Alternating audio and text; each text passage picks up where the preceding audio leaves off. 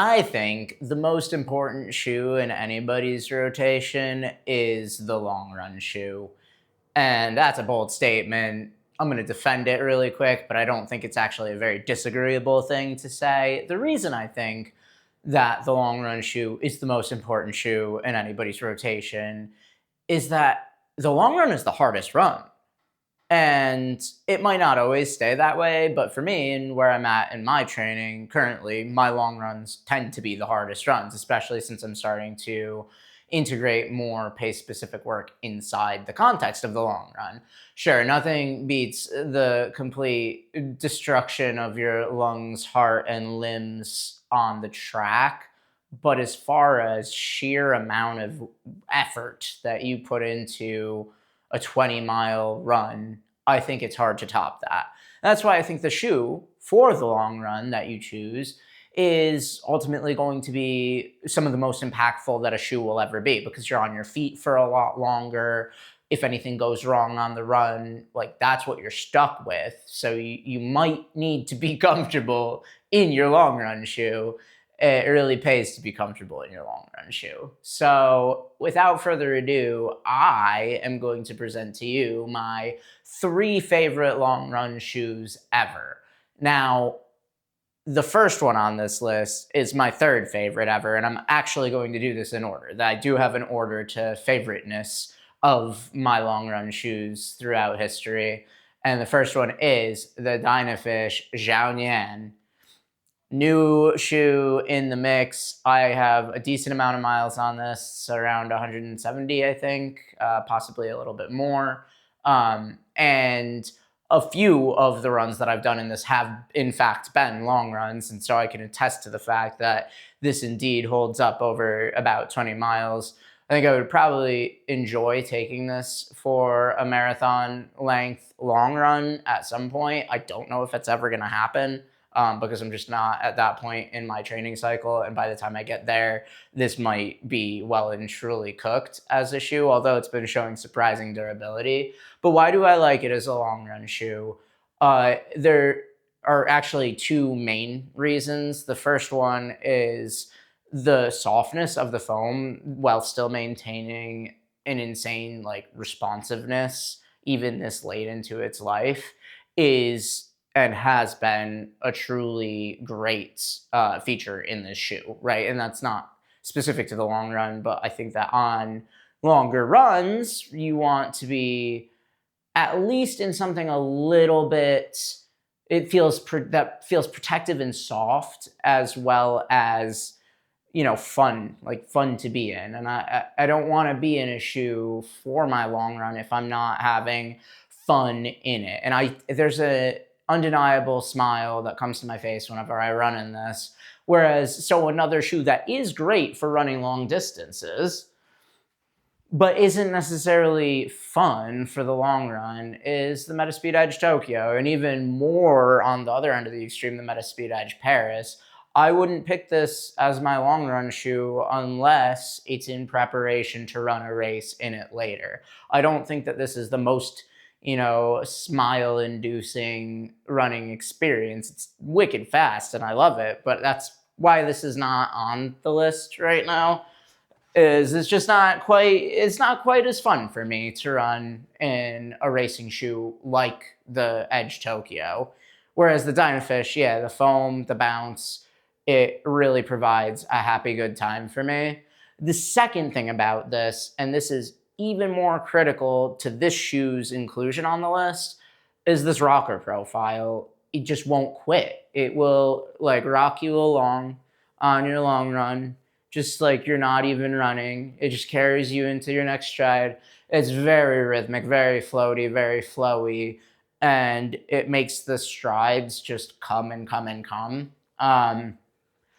Yeah, great long run shoe, still early in its life for such high praise, but I feel confident in saying it is my 3rd pick, though I do want to note that this is a distant 3rd compared to the 2 other shoes on this list. Brief intermission, I want to mention an honorable mention honorably. So,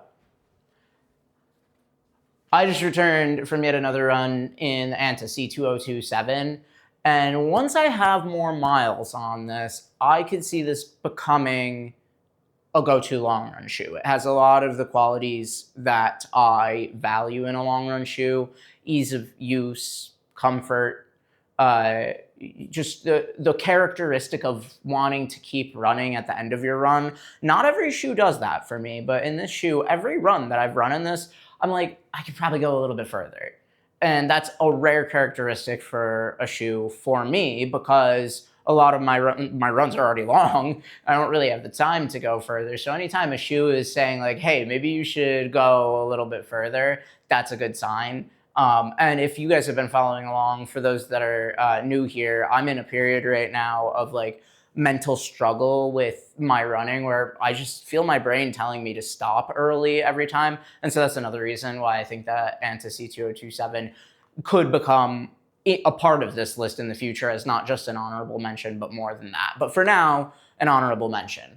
And this is in order, remember. The Adidas Adios Pro 3 coming in at the number 2 slot. This was my first love of a shoe. It was my first super shoe. It is a great and flawed beast.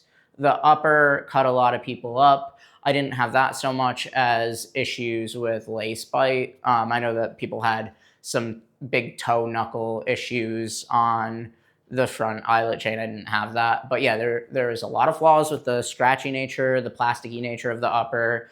But the ride in this midsole was relentless. It just boing, boing, boing, boinged you along. And before you knew it, your long run was over and you were basking in a bathtub of laurels and soreness, I guess. It was great. It was great at the time. I haven't run in this in a very long time.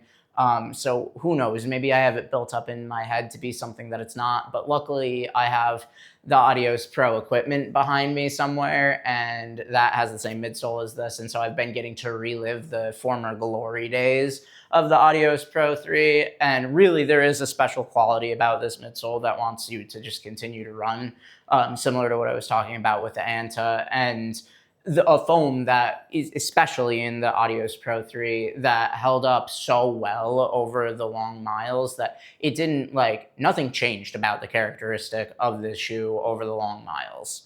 So yeah, Adios Pro 3, don't need to say much about it. For those who know, you know, and for those that don't know and missed out, sucks, it's too late. This is a legend, and I love it. Final shoe. So the top 3 list is a short list. But this one, I can't believe it eclipsed the Adios Pro 3. It's a really tall, it's really big shoes. The Adios Pro 3. Oh my God. The Adios Pro 3 are really big shoes to fill. So it's incredible that the Hoka Cielo X1 1.0, is that like dead naming it? Hoka Cielo X1 is a carbon plated racing shoe, or at least that's what Hoka claims when they first developed it. But really, it's a big chongus of a racing shoe at like, well, it's over 250 grams. I think it was like close to 270 grams. I can't remember, but totally not a racing shoe, really.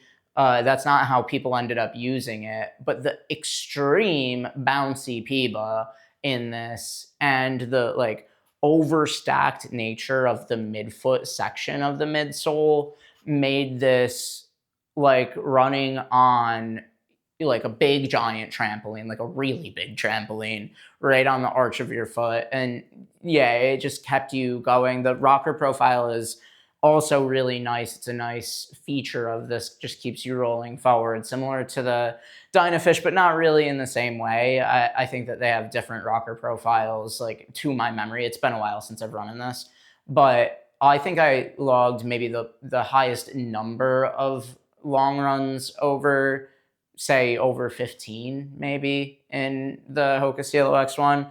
Granted, when I was first getting into running and the Adios Pro 3, my long runs weren't as long, and I unfortunately didn't do as many long runs in this despite having put like probably 200 more miles on the Adios Pro 3 than on the Hoka Cielo X1, and that's just due to durability differences between the two.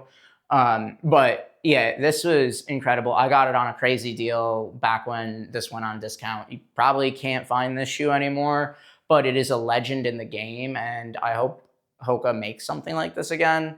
But I don't really like the direction that, or I don't see a lot of hope for the direction that Hoka is going in for another model of this type to come around, because the new X1 2.0 and 3.0, the leaked image of the 3.0 at least, looks like it's in keeping with the 2.0. So it's unlikely that this will see a return to its former long run glory days. But this really was surprisingly stable. And it has a lateral cutout instead of a medial cutout, which I think adds to the stability of this shoe a bit. And or at least for my stride. And I just really ate up the miles in this. It was one of those thoughtless shoes. Whenever I had a run over a certain distance or even under a certain distance and I couldn't figure out what I wanted to put on my feet, I could always trust the Cielo X1. And that's why I got it up to what, like 300 miles relatively quickly, over 300 miles really. And yeah, eventually the reason I retired this is might not actually show all that well on camera, but the rubber basically is bald or stripped. And I retired this going into winter this year because the rubber was just, there's no way I could run in Rochester in this right now. It was getting slippery on simply wet surfaces. And with how much I've fallen down in the last couple of weeks, yeah, this would have been even worse for that situation. But what really makes a long run shoe for me, a long run shoe is something that is like mindless, that incentivizes me to keep running, and that has good bounce and is simply comfortable, right? And I think that all of these hit very highly in some of those categories, and some of them fall down in others. Like the Adios Pro 3 doesn't have the most comfortable upper, for example. And frankly, neither does the Hoka Cielo X1, but they make up for it in the other categories and are comfortable enough, of course, to keep me going through the, 15 plus, 20-mile runs. And there's also nothing that could ruin the run about these shoes. Now, that's not necessarily, I say that, that wasn't necessarily true about the Adios Pro 3, but I, over time, learned how to work with this shoe and compensated with like stretchy laces. I did all sorts of goofy stuff to make this work for my feet. And I know a lot of other people did, just because of how sublime the midsole was.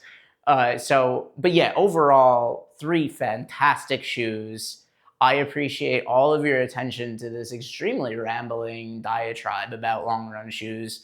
I'm glad I found a community that likes to listen to my complete shoe nonsense. So thank you all for that. And as always, stay in motion.